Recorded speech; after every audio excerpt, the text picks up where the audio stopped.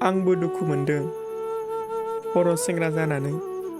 आंबो दुखु मोनदों बर' सेंग्रा जानानै। बेबायदि इनाय अनागारि साजा होनायखौ ससियेल मिडियायाव नुना।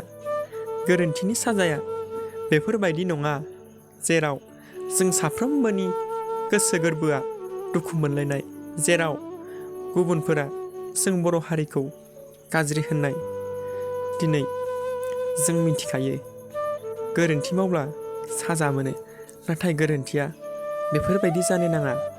दिनै बिमा जानानै बिफा जानानै सानै गथ'नि दुखु आरो गाबख्रावनायखौ नोंसोर बुजिदियासै। बिमानि दायनि साजाखौ नोंसोर दिनै समाजनि मेगननि नोजोराव फिसाखौ दुखु दाहा होबाय। जों दिनै मिथिया सैथोआ मा, थेवबो जों दिनै बेफोरबायदि भिडिअखौ मोनदांना आरो गावनि मेगनजों नुना जोंनि गोसो गोरबोआ दिनै दुखु मोनदों आरो गाबखांनाय फैदों। गावनि हारिनि सुबुंखौनो बेफोरबायदि इनाय अनागारि खालामनायखौ नुना।